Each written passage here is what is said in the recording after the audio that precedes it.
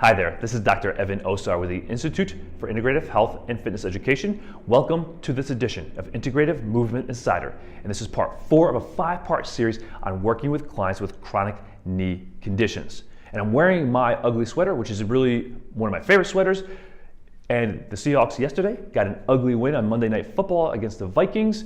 However, in the NFL, any win is an awesome win, and Seahawks are actually playing pretty well right now, even though it wasn't the best showing for their offense last night, they still got the win. And I'm also wearing this sweater in preparation for our 12-day holiday event that's coming up. We'll tell you more about that as the week goes along.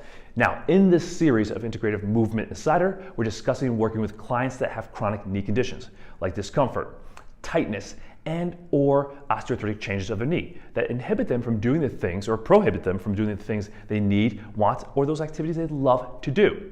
And too many of our clients, like my sister Sylvia, for example, who had meniscus surgery, had zero rehab after her surgery, and now she's struggling with foot and ankle issues on that same side of her knee surgery.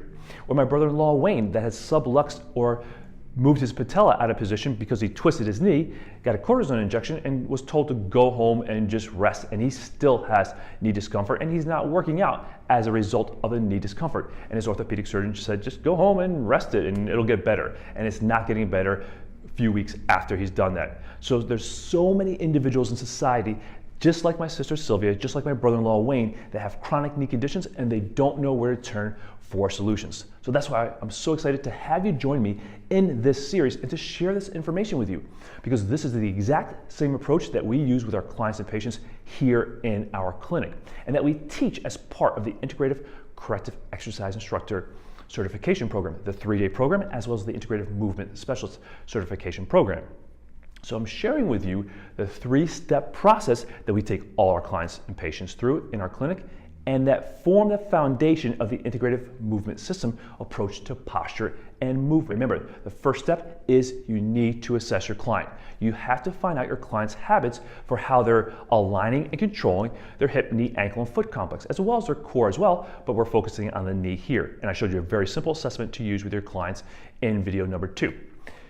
Then in part 3, the last video, I started to show you and demonstrate the integrative movement system corrective exercise strategy. And that's where you use your corrective exercises to help your clients create, develop, and maintain more optimal and efficient posture and movement habits. And I demonstrated the release using our favorite self-myofascial release tool, the ROLGA, to release the posterior hip complex, the glutes, the external hip rotators, as well as the hamstrings, because those are the muscles that most frequently inhibit your clients from getting anterior pelvic rotation or anterior pelvic tilt, and that ability to hip hinge, which your clients need to bend, deadlift, squat, lunge, and do steps, and decrease stress upon the knee. Because if they don't get anterior pelvic rotation or anterior pelvic tilt or that hip hinging motion, they will overload their knees. And that's why so many of your clients, they will start to squat and they'll just kind of shove their knees forward, because they're not getting enough of that anterior pelvic rotation that they need.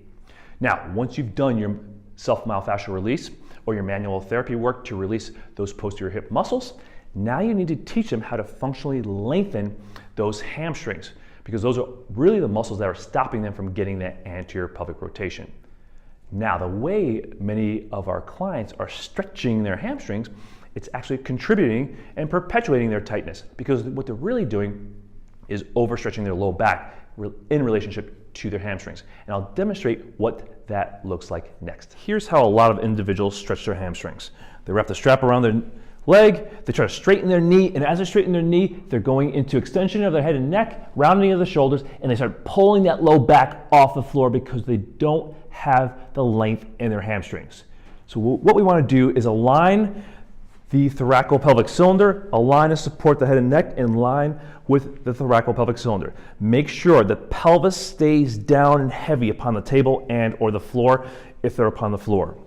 Wrap the strap around the bottom of the foot. Keep the hip at 90 degrees of flexion and the knee at 90 degrees of flexion as well to start. And then slowly start to send the heel towards the ceiling. Do not change position of the femur or the thigh during the motion. Send the heel towards the ceiling.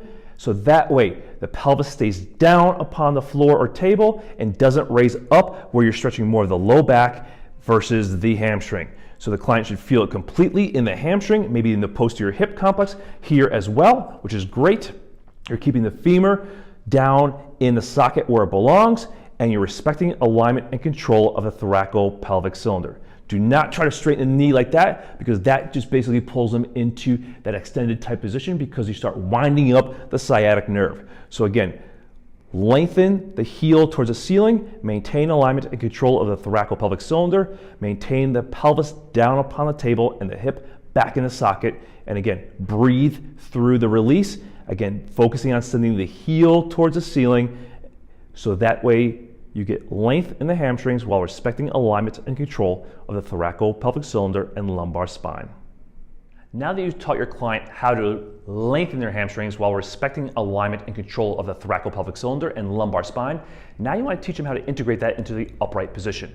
So we teach the hip hinge pattern in a very specific way so that the individual learns how to align and control that thoraco-pelvic cylinder while maintaining position of the lumbar spine and lengthening the posterior hip complex as well as the hamstrings, because this will set up the deadlift patterns as well as many of the functional lower extremity patterns that you want your clients to do while reducing stress upon the knees. So here's how we set it up.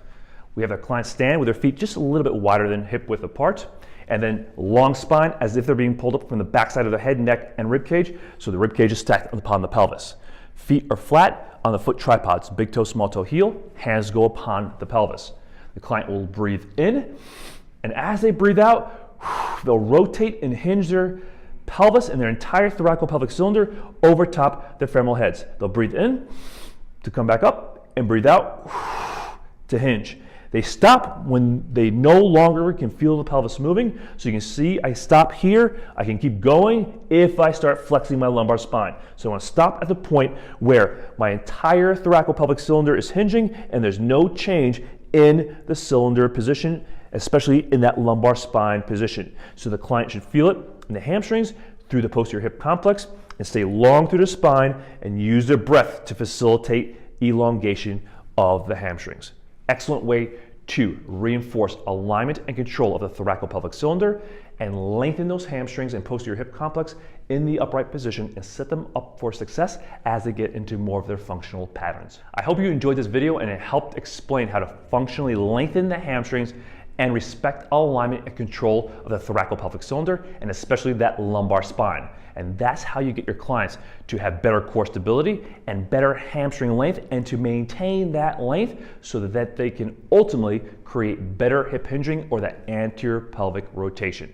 Now in part 5 of this series, I'm going to come back and show you how to integrate this into some functional patterns to improve the hip and the posterior hip complex and to spare the stress upon your clients' knees so that if you have clients that have chronic knee conditions, you can be part of the solution to help them safely and effectively exercise and work towards accomplishing their health and fitness goals. This is Dr. Evan Osar with the Institute for Integrative Health and Fitness Education. Stay tuned. Later this week, we're going to start our 12-day holiday special, end of year special, and release of some of our most popular products to help you be the expert that your clients need, want, and your potential clients will seek out. Make it a great day. We'll see you next time.